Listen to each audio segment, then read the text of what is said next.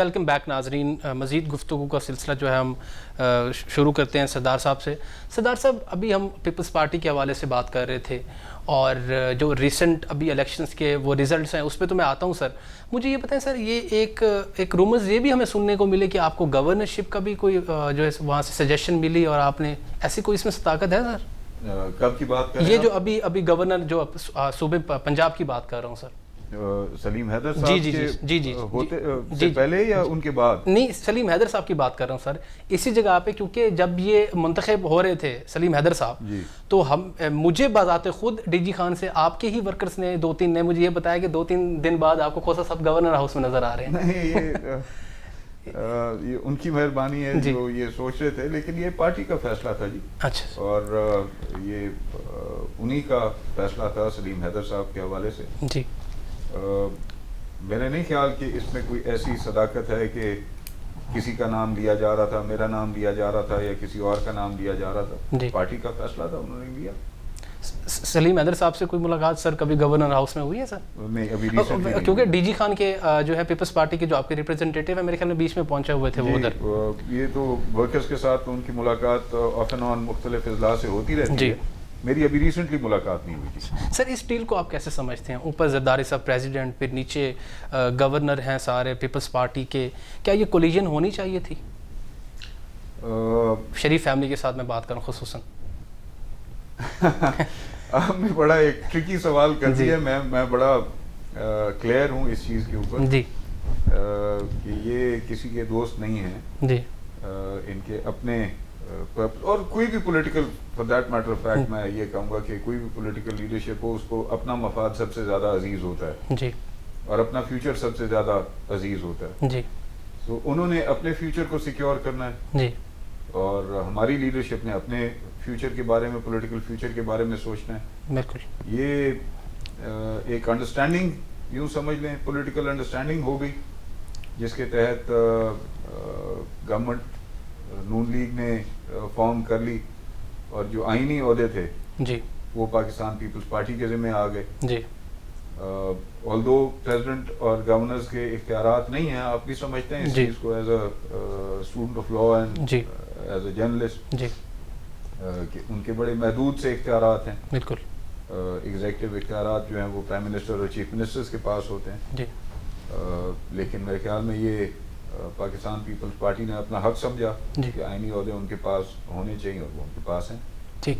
اچھا سر, اس میں آپ کے پوائنٹ آف ویو جو فیبرری کے الیکشنز ہوئے ہیں سر, اس میں آپ بھی کنٹیسٹ کر رہے تھے, جو یہ ریزلٹ آئے ہیں سر, الیکشن نہ کہیں ان کو, اس کو سلیکشن کہوں سر؟ یہ آپ کہہ سکتے ہیں سردار صاحب, میں نہیں کہہ سکتا اس کو. میں آپ کو ریفریز کر رہا ہوں نا کہ آپ اس کو الیکشن نہ کہیں, آپ اس کو یہ 23 کے سلیکشن کہیں. ٹھیک ہے. اچھا جی سر, یہ جو 23 کا جو کچھ بھی ہوا ہے سلیکشن, ٹھیک ہے. اچھا سر, وہ جو ہے 18 کا سلیکشن اور پھر 23 کا سلیکشن. ٹھیک ہے سر. تو اس سے پہلے ایک سلیکشن نہیں ہوتی تھی سر؟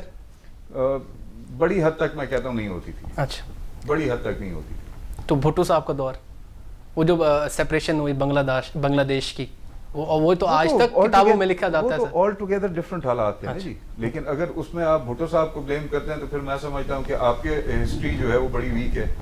نہیں, اس میں سر میں نے بہت ساری ایسی کتابوں میں پڑھا کہ جو سیپریشن ہوئی بنگلہ دیش اور پاکستان کی, اس میں ایک ایلیمنٹ یہ بھی ہے کہ بھٹو صاحب کو جو ہے وہ خصوصی بندہ سمجھا جاتا تھا. جہاں جس کا میں کہہ رہا ہوں آپ سمجھ رہے ہوں گے. جی جی, اسٹیبلشمنٹ کے حوالے سے آپ بات کریں جی, اس وقت حالات ایسے تھے اور ابھرتی ہوئی یا ابری ہوئی لیڈرشپ ہی ایک ہی تھی جی, جو پاکستان کو یوں سمجھیں اس سطح کے اوپر ریپرزینٹ کر رہی تھی. جی, وہ بھی پاکستان تھا, یہ بھی پاکستان تھا. جی. وہاں پہ شیخ مجیب صاحب جو ہیں وہ پاپولر لیڈر ثابت ہوئے, یہاں پہ بھٹو صاحب پاپولر پولیٹیکل لیڈر ثابت ہوئے. بیچ میں سوئی اڑ گئی اسٹیبلشمنٹ کے ہیڈ کی, جی, جو سمجھتے تھے کہ اگر ٹرو پولیٹیکل لیڈرشپ جو ہے وہ ایوالو کر گئی تو شاید ان کی آگے گنجائش نہیں بچے گی, جس کی وجہ سے انفارچونیٹلی پاکستان جو ہے وہ 2 لاکھ ہو گیا. جی. اس میں ہر کسی نے اپنا چھوٹا بڑا کردار ادا کیا ہوگا. جی. لیکن تاریخ یہ آج لکھتی ہے جی, اور ثابت کرتی ہے کہ اس میں بھٹو صاحب کا کردار جو ہے وہ انتہائی پازیٹیو رہا. جی. اور وہ اس چیز کو ریزسٹ کرتے رہے جی, تا وقت کہ دوسری طرف سے جی, حالات جو ہے وہ اتنے کشیدہ ہو گئے اور یہاں پہ اسٹیبلشمنٹ کے حالات اتنے کشیدہ ہو گئے کہ انیویٹیبل ہو گیا پاکستان کا 2 لاکھ ہونا. اس میں بہت سی ڈیٹیلز ہیں, اس میں جا سکتے ہیں, وقت ہمارے پاس نہیں ہے. جی اچھا سر, اس میں جو آپ کے ریزلٹس کی میں بات کر رہا ہوں, خاص طور پہ جو ڈی جی خان میں آئے, اس میں جو وننگ کینڈیڈیٹ تھی وہ زرتاج گل تھیں. جی 2018 میں بھی وہ جیتیں سر, جی 2023 میں بھی وہ جیتیں. جی اگر 23 کی جو یہ الیکشن ہے اس کو ہم الیکشن سمجھتے ہیں آپ کے کہنے پہ, جی تو یہ سر اس میں پی ٹی آئی کا پھر کینڈیڈیٹ کیسے جیت چکا ہے؟ کیونکہ وہاں پہ کینڈیڈیٹ سر وہ نون لیگ کا بھی تھا جو انڈیپینڈنٹ کینڈیڈیٹ تھے, محمود قادر صاحب کی میں بات کر رہا ہوں. جی جی تو یہ کیسے ہو گیا سر؟ آپ اس چیز کو اپریہینڈ کر رہے تھے, آپ سوچ رہے تھے, توقع تھی آپ کی نہیں کہ زرتاج بے بھی جیت جائیں گے؟ اس کو ہم اینٹیسپیٹ نہیں کر رہے تھے. جی ہم جانتے تھے جی کہ حالات اس طرح کے بنائے. یو سی آپ دیکھیں,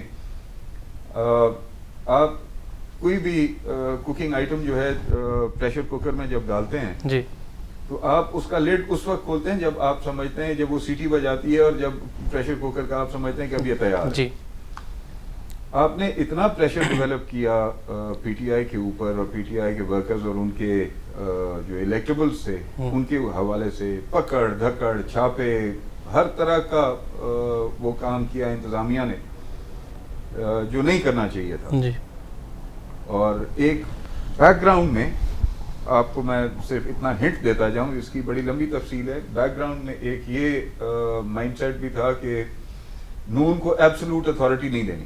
ٹھیک, نون کو ایبسولوٹ اتھارٹی نہیں دینی کیونکہ نون کا پاس جو ہے وہ اسٹیبلشمنٹ کے ساتھ کوئی اتنا اچھا نہیں ہے.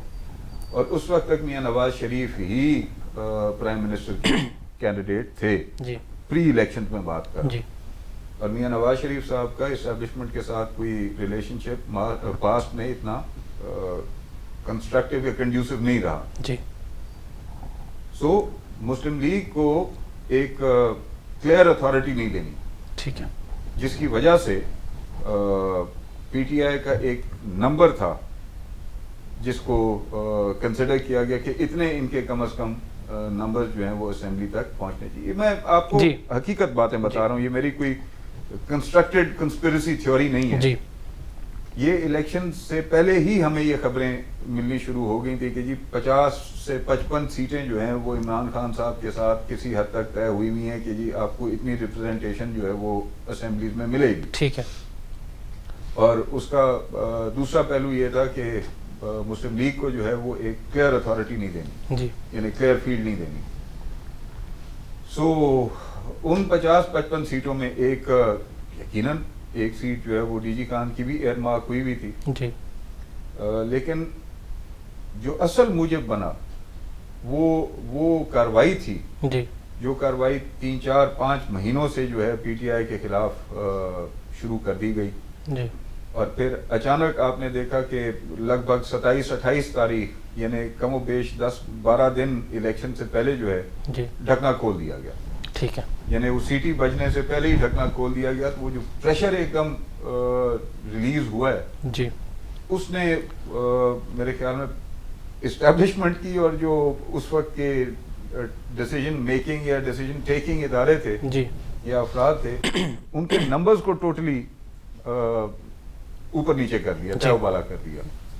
یہاں پہ 50-55 سیٹوں کی ان کی ایک وہ توقع تھی, وہ کم و بیش 100 سیٹوں کے قریب چلی گئی. اور پھر آپ نے دیکھا کہ 72 گھنٹے جو ہے وہ ریزلٹس کو کہیں 72 گھنٹے کہیں 72 گھنٹوں سے بھی زیادہ ریزلٹس کو روک دیا گیا. یعنی ریزلٹس ہی نہیں دیے گئے, لوگوں کو ریزلٹس ہی نہیں ملے. ٹھیک, یعنی میرے ریزلٹ کو آلموسٹ 83% یا 87% پولنگ اسٹیشنز پہ جا کے روک دیا گیا. میرے پاس 69,000 ووٹس کے ریزلٹس ہیں, اس کے بعد کہ میرے پاس ریزلٹس ہی نہیں ہیں, اور جب ریزلٹ شو ہو رہے ہیں تو 29,000 ہو رہے ہیں. یعنی کسی کو 50,000 دے دیے گئے, کسی کے 50,000 لے لیے گئے.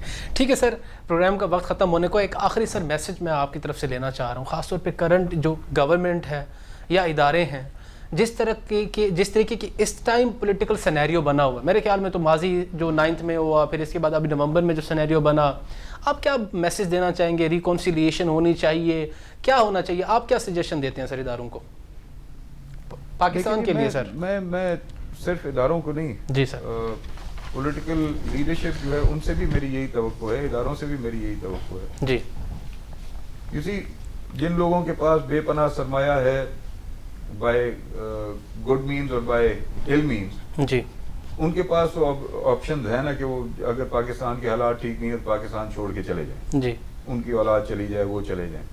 آپ کے میرے پاس تو یہ آپشن نہیں ہے نا، ہم نے تو یہیں رہنا ہے. جی ہمارے آبا و اجداد بھی یہیں پہ رہے، ہم نے بھی یہیں پہ رہنا، اور ہماری امید ہے کہ ہماری اولاد بھی یہیں پہ رہے گی. جی سو ہم تو یہ چاہیں گے کہ پاکستان پروڈکٹیو ہو، پاکستان سٹیبل ہو، جی. پاکستان خوشحال ہو، پاکستان کے حالات خوشحال ہوں، پاکستان کی عوام خوشحال ہو. تو اس کے لیے میرے خیال میں کوئی راکٹ سائنس نہیں ہے جو میں بتاؤں گا تو ان کو سمجھ میں آنے. جی ہر شخص، ہر ادارہ اپنا اپنا کام کرے، جی جانبداری سے کام کرے، جتنی ایمانداری سے کر سکتا ہے اتنی ایمانداری سے کام کرے. عدلیہ اپنا، جی اسٹیبلشمنٹ اپنی، پولیٹیکل اپنی، بیوروکریٹک جو اسٹریم ہے وہ اپنا کام کریں، عوام اپنا کردار ادا کریں. ٹھیک ہے اب سر. تو انفارچونیٹلی کنکلوڈنگ ریمارک میں یہ دوں گا کہ جو حالات پیدا کر دیے گئے ہیں اب تو ہماری عوام بھی شارٹ کٹس ڈھونڈنے شروع کر دیے. جی جب آپ کا سوشل فیبرک ڈسٹرب ہو جائے گا تو پھر تو میں سمجھتا ہوں کہ آپ کے لیے بہتری یا آپ کے لیے کوئی ایک پراسپرس فیوچر جو ہے وہ بڑا مشکل ہو جاتا ہے. بالکل سر. تھینک یو سو مچ سر، آپ نے ٹائم دیا سردار صاحب. اللہ پاک آپ کو خوش رکھے اور زندگی کے سفر میں آپ کو کامیابی ملتی رہے. ناظرین، اپنے میزبان عمر شریف نگاری کو اجازت دیجیے. انشاءاللہ ایک نئے پروگرام کے ساتھ، ایک نئے گیسٹ کے ساتھ آپ سے پھر ملاقات ہوگی. اللہ نگہبان. پاکستان زندہ باد.